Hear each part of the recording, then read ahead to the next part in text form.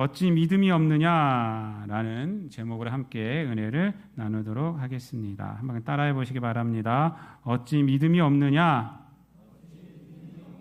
이 말씀은 예수님께서 제자들에게 하신 그런 좀 꾸짖으시면서 하신 말씀이 바로 이 40절에 나오는 말씀인데, 이 말씀을 그냥 제목 삼았습니다.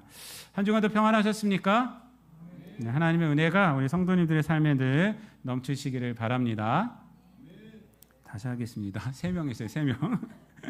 하나님의 은혜가 우리 성도님들 삶에 늘 넘치시길 바랍니다. 네, 하나님의 은혜가 넘쳐야죠. 우리가 기쁨이 있고 소망이 있고 능력이 있고, 우리가 죄를 이길 수 있는 성결의 능력이 어디서 나옵니까?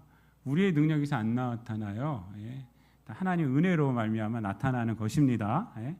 하나님의 은혜가 있어야 돼요. 그래서 아멘 그러셔야 돼요. 예.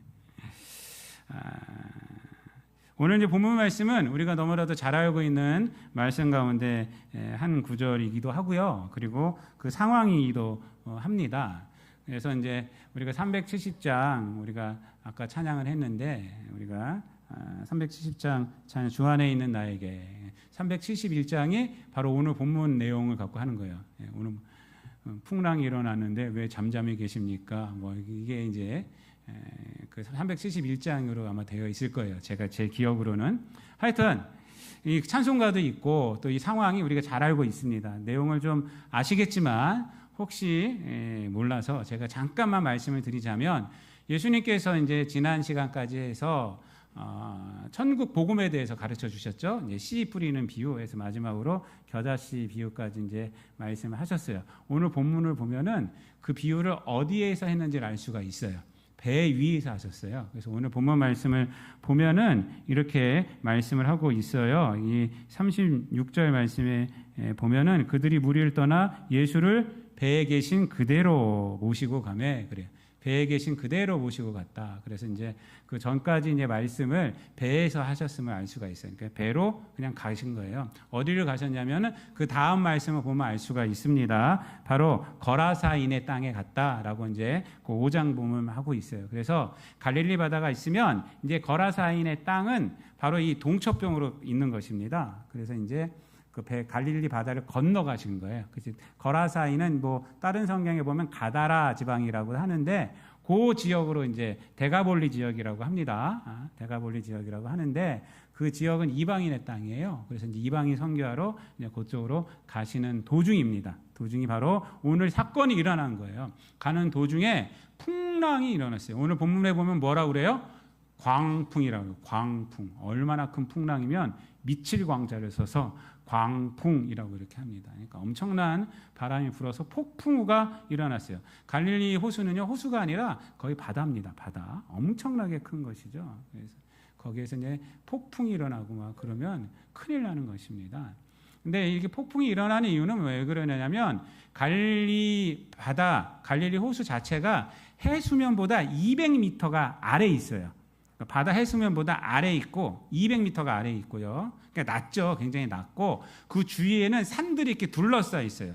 그러니까 산들이 이렇게 둘러싸여 있고 그 아래에 있기 때문에 산에서 내려오는 바람을 타고 내려오면 갈릴리 바다로 다 몰리는 거예요. 그렇죠? 아래로 몰릴 테니까. 특별히 이제 그 주변에 헬몬산이라고 있거든요. 헬몬산에서 바람이 내려오면 다 갈릴리 바다로 가요. 그러면은 거기서 내려오는 게 재빠르게 내려와서 바람을 휙 갑자기 불어버리니까 광풍이 일어나요. 그거 측량할 수가 없어요. 지금 일그예보로 우리가 측량할 수 있지만 그때 당시 측량할 수가 없어요. 측량할 수 없어요. 그냥 갑자기 바람이 내려오면 그냥 갑자기 아랫바람이 내려와서 갈릴리 바다를 휙 휩쓰는 거예요. 우리 한번 성지순례 가서 한번 같이 보자고요. 한번. 예? 갈릴리 바다가 어떻게 생겼고, 그다음에 산이 어떻게 생겼고, 한번 이런 거 보면은 좋잖아요. 한번. 저도 안 가봐서 몰라요. 제가 가본 것 같죠. 꼭 얘기하는 게 다 제가 공부한 겁니다. 이게 보니까 유튜브로 보니까 다 그런 얘기들이 다 있어요. 하여튼 그래서 이 광풍이 갑자기 확 불어요. 확 불어요. 근데 이번에 그런 광풍이 부른 것입니다. 그런데 사람들이 난리가 났어요. 그래서 바닷물이 다 배 위로 막 올라오고 그냥 죽게 생긴 거예요. 죽게 생긴 거예요. 여러분, 예수님의 제자들은 거의다가 어떤 사람들이에요? 어부들이에요. 어부들. 그러니까 어부들이니까 이 광풍이 일어났을 때 상황을 누구보다도 잘 알아요. 대처하는 법도 알긴 알겠지만 대처할 수가 없다라는 것도 알고 이 광풍이 얼마나 무서운지를 알고 있어요. 알고 있으니까 더 무서운 거예요. 여러분 모르면 별로 안 무서워요. 모르면. 근데 알게 되면 무서워요. 무서워. 그러니까 이 어부들이 더 무서운 거예요. 근데 예수님은 거기서 뭐 하고 있어요? 고물에서 보면 고물이라고 해요. 고물. 그렇죠? 고물이라고 그랬나? 여기 안 나와요? 맞죠? 38절에서 고물에서 배기를 베고 주무시더라. 고물이 뭐냐면 고물 같은 딴지에서 주무시는 게 아니라 선미, 그러니까 선 배 꼬리 부분 거기를 고물이라고 불러요. 고물. 원어로 보면은 거기 선미라고 나와 있어요. 원어는 거기 배 끝자락에서 베개를 베고 주무시고 있는 거예요. 풍랑이 일어나던 말던 편안하게 주무시는 거예요. 근데 제자들이 가서 막 깨우죠. 깨우면서 뭐라고 합니까? 이렇게 깨웁니다. 왜 우리가 죽게 된 것을 돌보지 아니하시나이까? 이렇게 해요. 그러니까 예수님께서 일어나셔가지고 뭐라고 그래요? 39절에 바람을 꾸짖으시고 바다더러 이르시되 잠잠하라 고요하라. 그러니까 크게 외치니까 그냥 한순간에 끝나버려요. 그러니까 제자들이 깜짝 놀라요. 왜? 제자들은 알거든요. 이 바람이 어떤 바람인지 알거든요. 근데 예수님께서 확 외치니까 그냥 끝나버려요. 사건 끝. 고요한 거예요. 거기서 제자들이 깜짝 놀랍니다. 깜짝 놀라서 예수님을 두려워하고요. 두려워하고 한번 40절 말씀 다 가지고요. 41절 시작. 그들이 심히 두려워하여 서로 말하되 그가 누구이기에 바람과 바다도 순종하는가 하였더라. 이렇게 말해요. 깜짝 놀란 거예요. 예수님을 두려워해요. 근데 예수님께서 뭐라고 그러셨어요? 근데 제자들에게 뭐라고 그래요? 40절 말씀 다 같이 읽습니다. 시작. 이에 제자들에게 이르시되 어찌하여 이렇게 무서워하느냐 너희가 어찌 믿음이 없느냐 하시니 라고 이렇게 말씀을 하고 있습니다. 이것이 이제 오늘 본문의 내용입니다. 여러분 오늘 본문의 내용을 가지고 여러 가지 메시지를 전할 수가 있는데 오늘 본문 전체에서 주는 중심적인 핵심 메시지가 있습니다. 여러 가지 이제 가지치기를 해서 여러 메시지를 전할 수가 있어요. 사실 어저께 저도 묵상하다가 예수님께서 바다를 향해서 바람을 향해서 꾸짖으시잖아요. 꾸짖으시잖아요. 이것도 하나의 메시지예요. 세상 사람들은 이렇게 바다를 향해서 어떻게 합니까? 꾸짖지 않고 달래요. 달래는 게 뭡니까? 달래는 게 거기다가 제사 지내고 거기다가 인신공양까지 하죠. 옛날에는 인신공양. 그래서 여러분들 그 심청이가 어떻게 됐어요? 바다에 빠졌잖아요. 용왕을 갖다가 달래기 위해서. 이게 세상 사람들은 이렇게 달래요. 자연을. 세상 종교도 달래일 수밖에 없어요. 왜냐하면 자연을 섬기기 때문에 그래요. 근데 예수님은 꾸짖어. 왜 꾸짖습니까? 창조주시잖아요. 예수님은 창조주세요. 그래서 자연을 다스릴 수 있는 권력이 있으신 분이에요. 이런 메시지도 나올 수 있는데 그건 하나의 가지치기고요. 오늘 본문이 주신 핵심적인 메시지가 있습니다. 핵심적인 메시지를 이해하려면 무엇을 이해해야 되냐? 오늘 본문 말씀 속에서 여러분들이 좀 이상한 것을 좀 인식을 할 수 있어야 돼요. 그것이 뭐냐면 예수님의 이 말씀이 이상해요. 너희가 어찌하여 뭐라 그래요? 어찌하여 이렇게 무서워하느냐? 너희가 어찌 믿음이 없느냐? 이 말씀이요. 이상하지 않아요? 하나도 이상하지 않아요? 예수님의 말씀이니까 뭐 일리가 있는 진리지 진리 뭐 그런 태도는 좋습니다. 하지만 이 말씀을 잘 이해를 해야 돼요. 이해를. 여러분 이 상황이 광풍이 일어날 상황이 무서워하는 상황이잖아요. 누구에게나 두려워할 수밖에 없는 객관적인 상황이에요. 그렇죠? 근데 예수님께서 왜 이렇게 말씀하셨을까?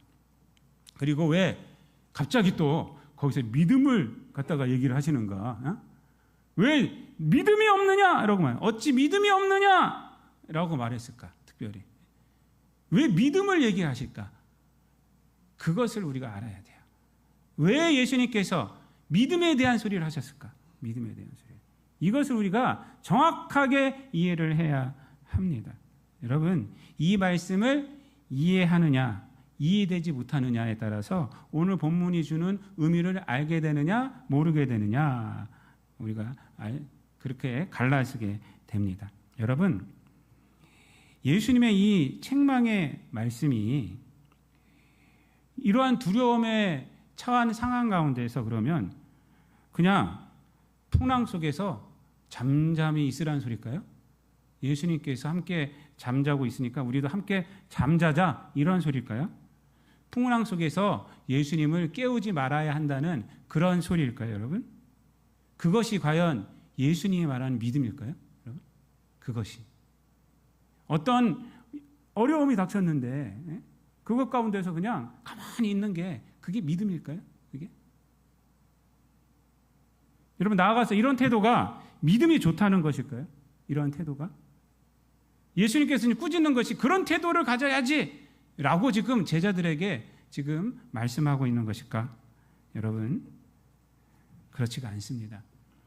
제자들이 예수님을 깨우신 것에 화가 나서 이런 말씀을 하실 리가 없잖아요. 예수님이 니들이 나를 깨워? 지금 단잠을 자고 있는데 지금 엄청난 꿈, 좋은 꿈을 꾸고 있는데 우리 진서를 깨웠더니 한번 왜 깨웠냐고. 지금 꿈속에서 얼마나 좋은 것이 있고 막 이러는데 여러분 가끔 그러지 않아요? 저도 옛날 어렸을 때 잠자고 있는데 막 꿈을 진짜 좋은 꿈을 막 예쁜 여자를 만나고 막 이렇게 있는데 막 깨우는 거야. 그러면 얼마나 원망스러운지 다시 빨리 자요. 빨리 자는데 그런 꿈이 다시 안 들어. 예수님이 진짜 열이 받으셔가지고 지금 하나님과 만나고 있고 지금 있는데 이것들이 깨워 나를 화가 나셔서 이러실까요? 그럴 리가 없잖아요, 여러분. 아니 제자들이 풍랑 가운데 목숨의 위험을 받아 예수님을 깨운 것인데 왜 예수님이 이렇게 꾸짖는 듯한 말씀을 하실까? 여러분 예수님께서 제자들의 믿음을 지금 운운하시면서 책망하시는 이유는 예수님을 깨웠기 때문이 아니라 예수님을 깨운 이유가 예수님을 믿는 믿음에서 깨운 것이 아니기 때문에 그런 거예요. 예수님을 믿는 믿음에서 깨운 것이 아니라 풍랑이 주는 두려움으로 인한 예수님에 대한 원망에서 예수님을 깨우고 있는 중이기 때문에 지금 이 이야기를 하고 계시는 것입니다. 그러니까 두려움 속에서 예수님이 해답이야. 예수님이 일어나면 모든 것이 다 해결될 거야. 라는 그런 믿음으로, 그런 확신으로 예수님을 깨운 것이 아니라 두려움에 가득 차서 예수님을 원망하는 마음으로 깨웠기 때문에 그래요. 즉, 제자들의 예수님을 깨우는 행위가 믿음의 행위가 아니에요. 두려움에 이끌린 원망의 행위이기 때문에 예수님께서 지금 이 말씀을 하고 있는 것입니다. 이것을 반영하고 있는 것이 뭐냐면 우리가 죽게 된 것을 왜 안 돌아보십니까? 이 말이에요, 이 말. 제자들이 그랬잖아요. 우리가 죽게 된 것을 38절 말씀에 보면은 우리가 죽게 된 것을 돌보지 아니하시나이까 이렇게 말하잖아요. 왜 예수님은 자고 계십니까? 이게 원망하면서 깨는 거예요. 원망하면서. 예수님이 믿음, 예수님에 대한 믿음, 예수님께서 일어나시면 내가 가진 두려움을 다 이겨내게 하실 수 있을 거야. 이런 믿음으로 깨운 것이 아니기 때문에. 여러분, 이 상황은요, 누구나 두려움을 가질 수 있는 상황입니다. 여러분, 두려움을 갖게 된다는 것 자체가 믿음이 없다는 것이 아니에요. 우리 인간은 한계가 있기 때문에 두려움이 있어요. 그렇죠? 두려움이 있어요. 뭐 일이 잘 안 되고, 뭐 이러면 우리 안에 두려움과 근심과 걱정 뭐냐? 우리 마음이 나눠진 거예요. 메림조라고 그러는데 근심은 그게 마음이 나눠지다라는 거예요. 마음이 나눠지다. 우리 인간은요 한계가 있어요. 무지해요. 육신의 연약함이 있어요. 그렇기 때문에 두려움 그 자체가 있는 것은 죄가 아닙니다. 지금 여기서 말하고 있는 것은 풍랑으로 두려워했기 때문이 아니라 두려움으로 예수님을 깨웠긴 깨웠는데 두려움 속에서 원망이라는 것이 나왔기 때문에 왜 우리가 죽게 된 것을 돌아보지 않습니까? 여러분, 이 말은 제자들이 예수님께 대한 원망만 있지 예수님에 대한 믿음은 없음을 나타내 주고 있는 것입니다. 그런데 제자들의 예수님에 대한 믿음이 바뀌죠. 예수님께서 일어나셔서 풍랑을 잔잔케 하신 다음에 바뀌지 않습니까? 뭐라고 바뀌어요? 예수님을 두려워해요. 두려워하여. 그 다음에 하는 질문이 뭐예요? 이분이 누구신가? 이분이 누구신가? 라는 질문을 합니다. 그래서 이제 41절에 그가 누구이기에? 그가 누구이기에? 제가 설교 준비하면서 이 본문을 갖다가 막 검색해보고 막 해봤더니 이 본문 가지고 제목을 그가 누구이기에 라는 제목으로 단 목사님들 많이 있어요. 그가 누구이기에. 이거 비로소 지금 이 제자들이 누구에게 주목하고 있는 거예요? 예수님께 주목하고 있는 거예요. 그가 누구이기에. 그리고 누구를 두려워해요? 예수님을 두려워하고 있는 것입니다. 여러분, 예수님을 바라보는 시각이 바뀌었어요. 두려움. 여기서 말하는 두려움은 무서움이 아니라 경외심으로. 예수님을 이제 경외심으로 함부로 깨울 수 있는 존재가 아니에요. 경외함으로 바라보면서 그가 누구이기에. 예수님이 누구신가? 여러분, 예수님에 대한 경외함을 갖는 것이 신앙이에요. 그리고 예수님에 대한 경외함으로 살아가는 것이 신앙생활이라고 하는 것입니다. 여러분, 기독교인의 신앙생활은 풍랑이 안 닥친다는 것이 아닙니다. 풍랑을 닥쳐요. 그러면 거기에 두려움이 없다는 것도 아니에요. 두려움이 생길 수 있습니다. 그렇지만 그 순간에 우리는 어떤 믿음을 가져야 돼요? 예수님을 경외하는 믿음. 예수님을 붙들면 난 이곳에서 헤쳐나갈 수 있다. 이 믿음을 갖게 되는 것이에요. 그것이 신앙생활이에요. 그게 신앙생활. 우리가 아까 찬양하지 않았습니까? 370장. 그 두려움이 변하여 내 기도 되었고 전날의 한숨 변하여 내 찬송된다. 이거예요. 이게 바로 신앙생활입니다. 여러분, 세상의 모든 신앙은요, 인생에 닥치는 여러 환난 때문에, 다른 종교를 말합니다. 여러 환난 때문에, 즉 이 두려움을 위해 보험을 드는 것으로 생각을 합니다. 어떤 분들은 교회를 다니면서도 그래요. 그냥 죽어 천당 가는 것이 신앙의 목적이에요. 신앙의 목적. 그냥 그 신앙이 잘못되었다고는 할 수가 없어요. 왜? 교회 안에 있기 때문에, 하나님을 바라보고 있기 때문에. 잘못된 것은 아니지만 이건 초보적인 것입니다. 기독교 신앙은 뭐냐면 죽은 후를 보장받는 것으로 끝이 아니라, 내가 살고 있는 이 두려움, 죽음에 대한 두려움을 그냥 보상받는 것으로 끝이 아니라 지금 현재 주님이 나와 함께하여 주심으로 이 믿음으로 승리하며 살아갈 수 있다라는 것이 기독교 신앙이 되는 것입니다. 예수님을 믿는 믿음이 현재의 난관을 이기고 뚫고 나아가게 하는 것이, 그것이 기독교 신앙이에요. 근데 제자들은 그런 믿음이 없어요. 그래서 예수님이 그렇게 말한 거예요. 어찌 믿음이 없느냐? 원망하는 것만 있고 두려움에 사로잡혀서 원망하는 것만 있고 어찌 믿음이 없느냐? 그래서 기독교 신앙인들은 어떻게 해야 되느냐? 믿음으로 생각하고 믿음으로 결단하고 믿음으로 행동하는 것이 기독교 신앙의 핵심입니다. 여러분.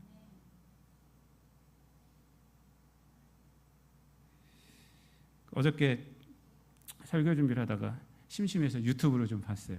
그랬더니 이경규 씨가 탁 나와서 유튜브에서 뭔 얘기를 하는데, 이경규 씨 얼마나 재밌게 말하든 제가 혼자 깔깔깔대고 웃었어요. 근데 마지막에 얼마나 교훈 적은 얘기를 해주시는지, 이 사람도 참 개그계의 황제가 되더니 역시 고수구나, 이런 생각이 들었어요. 어느 날 후배들하고 짐을 싣고 그 다음에 등산을 했대요. 근데 자기가 무거운 짐을 지고 그리고 가게 됐대요. 그런 프로그램이 있었나 봐요. 그러니까 짜증이 이만큼 올라갔대요. 자기가 내가 왜 이것을 메고 올라가야 하는가? 그러면서 하는 말이, 짜증이 한 걸음 올라갈 때마다 짜증이 나더래. 왠지 아십니까? 그래. 사람들이 가만히 있으니까 다시 내려와야 되잖아요.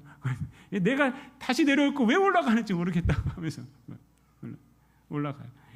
가방은 무겁고 이거 버리고 싶더래요. 가방을.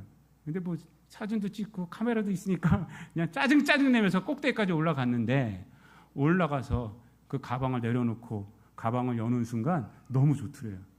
그 무거웠던 가방 안에 뭐가 있냐면 물도 있고 과일도 있고, 그러니까 그걸 꺼내서 막 먹는 거예요. 먹는 거. 그리고 나서 이경규 씨가 그런 얘기를 하더라고요. 이 무거운 걸 지고 올라왔더니 여기서 나에게 유익이 되는구나. 그러면서 자기가 한 가지 깨달았대. 인생 가운데 고난의 순간, 그것을 벗어버리면 안 된다는 거예요. 그것을 피해버리면 안 된다는 거예요. 그러면 나중에 그러한 유익이 없어진다는 거예요. 그것을 가지고 뚫고, 고난을 뚫고 나가야 한다는 거예요. 저도 그래요.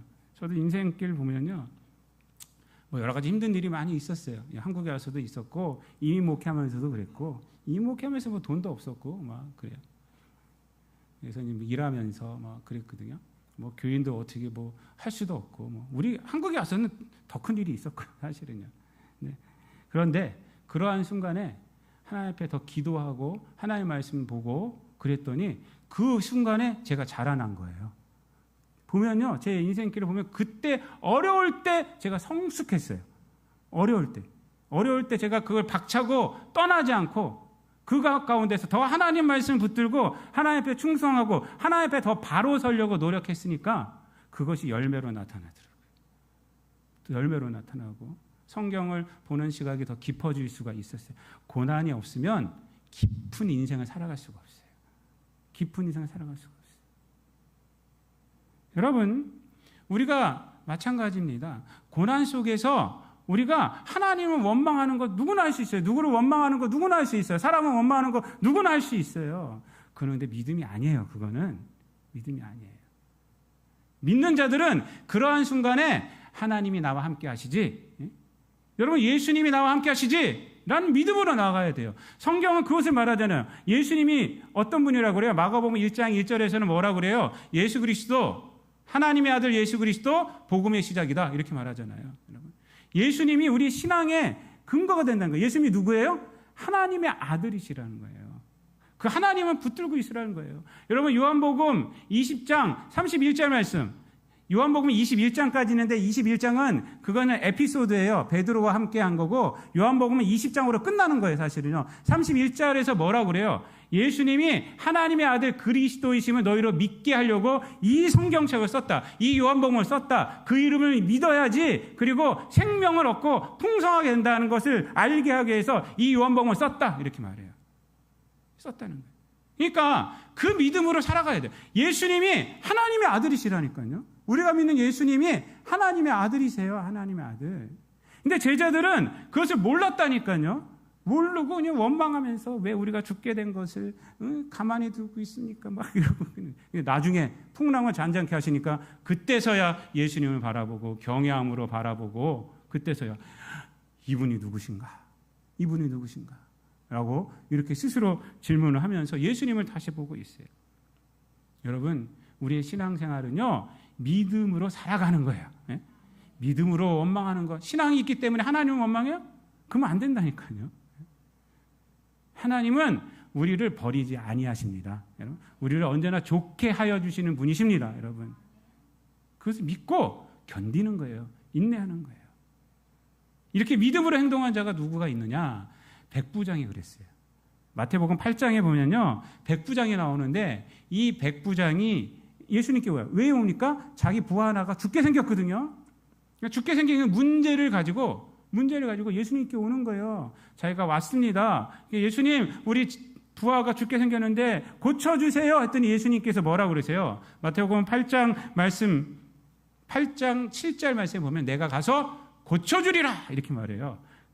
고쳐주리라. 근데 이 백부장이 놀라운 말을 하죠. 뭐라고 말해요? 예수님, 가실 필요 없습니다. 가실 필요 없습니다. 말씀만 하옵소서 이렇게 말해요. 이 대단한 거예요. 말씀만 하옵소서. 나도 누구의 부하고 나도 내 부하가 있는데 내 위에 상관이 나보러 가라 그러면 나도 가고, 내 아래에 있는 그 후관들 앞에, 부하들 앞에 너 저리 가 그러면 간다고 이렇게 말을 해요. 그러니까 말씀만 하시면 분명히 낫게 됩니다. 예수님이 깜짝 놀라요. 이방인이 이러니까, 백부장이면 사실 로마 군인인데 이방인이 이러니까 깜짝 놀라서 내가 이만한 믿음을 보지를 못했다. 그러니까 이 말씀을 통해서 우리가 알 수 있는 것은 뭐예요? 그가 예수님을 찾은 것은, 그 어려운 문제 가운데서 예수님을 찾은 것은 예수님께 가면 해결받을 줄 믿음으로 찾은 거 아닙니까? 예수님께서 말씀하시면 해결받을 줄 아는 믿음으로 그렇게 말한 거잖아요. 여러분, 믿음으로 한 거예요. 믿음으로. 이게 신앙생활이에요. 근데 제자들은 이 믿음이 없었다니까요. 이 믿음이 없었어요. 믿음으로 예수님을 깨운 것이 아니에요. 원망함으로 깨운 거예요. 원망함으로. 그래서 예수님께서 이 얘기를 한 겁니다. 믿음이 없느냐 왜? 믿음이 없느냐? 믿음으로 나를 깨워야지 이 말이에요. 예수님을 깨웠다는 것에 열받으신 것이 아니라 믿음으로 나를 깨워야지. 믿음으로. 어떻게 이렇게 원망하면서 나를 깨우냐? 하면서 너희들 왜 이렇게 믿음이 없느냐? 믿음이 없느냐? 믿음으로. 그래서 예수님께서 이 얘기를 한 겁니다. 믿음이 없느냐 왜? 믿음으로 나를 깨워야지 이 말이에요. 예수님을 깨웠다는 것에 열받으신 것이 아니라 믿음으로 나를 깨워야지. 믿음으로. 어떻게 이렇게 원망하면서 나를 깨우냐? 하면서 너희들 왜 이렇게 믿음이 없느냐? 여러분, 우리들도 마찬가지입니다. 신앙생활하면서 때로는 어려움에 맞닥뜨릴 때가 있습니다. 예수님을 따라왔는데, 예수님 믿었는데, 교회 생활했는데, 나에게 이런 결과가 뭐야? 이럴 수가 있어요. 지금 이 제자들도 예수님과 함께 거라사 지방으로 가는 중이잖아요. 지금 예수님과 함께 가는 중에 풍랑이 일어났거든요. 아니, 예수님과 함께 내가 신앙생활하는데 왜 하는 족적 일이 안 되고, 왜 그런가? 예수님께 원망할 수 있어요. 근데 그때 예수를 어떻게 하라고요? 그래, 하나님의 뜻이 있지. 기도하는데 원망으로 나가서 기도하는 것이 아니라 믿음으로 나가서 기도하는 거예요. 하나님의 뜻을 알려 주옵소서. 하나님의 뜻대로 내가 하겠나이다. 하나님이면 하실 수 있습니다. 하나님 도와주세요. 하나님이 나의 해답입니다. 이렇게 나가는 거예요. 이렇게. 하나님이 나의 해답입니다. 하나님이 함께하여 주세요. 이게 기도예요. 이게 기도예요. 이게 기도. 여러분, 만약에 이제 제자들이 이러한 풍랑을 다시 만났어. 다시 갈릴리 바다를 건너다가 다시 이러한 풍랑을 다시 만났으면 예수님은 똑같이 잠을 자고 계세요. 그러면은 그때는 어떻게 예수님을 깨울까요? 이제는 예수님 믿습니다. 예수님 일어나서 이 풍랑을 잠재워 주옵소서. 예수님에 대한 이 믿음으로 깨울 거 아니에요. 그렇죠? 이제 원망하면서 깨우지 않고 예수님 잠자는데 죄송하지만 일어나서 이 풍랑을 잠재워 주옵소서라고 하고 깨울 거예요. 이게 바로 믿음으로 살아가는 거예요. 믿음으로. 사랑하는 성도 여러분, 말씀을 마치겠습니다. 하나님을 믿는 믿음으로 우리가 세상에서 살아가야 합니다. 오늘 너에게 믿음이 어찌 없느냐라는 것은 깨웠기 때문이 아니라 원망으로 깨웠고 예수님에 대한 믿음이 없이 깨웠기 때문에 그래요. 우리가 세상 가운데서 환난당하고 세상 가운데서 어려움이 당하고 갑자기 사업이 안 되고 갑자기 인간관계가 이상해지고 갑자기 무슨 일이 있고 하면요, 우리에겐 두려움이 옵니다. 그 두려움이 있다는 것 자체는 그 신앙이 없다는 증거가 아니에요. 그 두려움을 가지고 어떻게 해야 돼요? 하나님을 믿는 거예요. 하나님께서 함께 하시면, 예수님이 함께 하시면 이 두려움을 다 이겨낼 수 있습니다 라고 있는 믿음으로 기도하고 또 신앙생활 해나가고 더 하나님의 말씀을 가까이 해나가야 합니다. 사랑하는 성도 여러분, 예수님을 구원주로 믿는 믿음으로 살아가시기를 바랍니다. 어떠한 환경도 어떠한 사건도 우리를 넘어뜨릴 수는 없습니다. 오직 우리가 하나님을 경외하고 예수님만을 경외하고 우리가 살아갈 때 그 믿음이 우리를 일으켜 세우고 그 믿음 속에서 하나님의 놀라운 역사가 있게 되는 것입니다. 예수님을 경외함이 늘 믿음의 동인이 되고 늘 삶의 원인이 되어서 이 땅 가운데서 승리하며 살아가는, 더 성숙해지며 살아가는 저와 여러분 되시기를 우리 주님 예수 그리스도의 이름으로 축원드립니다. 기도하겠습니다. 사랑과 은혜가 풍성하신 하나님 감사합니다. 우리가 이 땅 가운데서 믿음이 우리 삶의 기초가 되게 하여 주옵소서. 여러 가지 힘든 일이 우리에게 닥쳐올 때에 믿음이 없는 사람처럼 행동하지 않게 하여 주옵시고 늘 하나님이 함께하여 주시면 이 모든 어려움을 이겨낼 수 있다라는 그러한 믿음으로 하나님 앞에 엎드리고 하나님 앞에 기도하고 더욱더 주님 앞에 충성하며 살아가는 우리 성도들 되게 하여 주셔서 삶의 모든 발걸음이 주님과 동행하고 특별히 어려움이 있을 때 하나님께 기도함으로 더욱더 믿음의 역사를 체험하게 되는 간증이 있는 그러한 우리 성도들의 신앙생활이 되게 하여 주옵소서. 감사드리며 예수님의 이름으로 기도드리옵나이다. 아멘.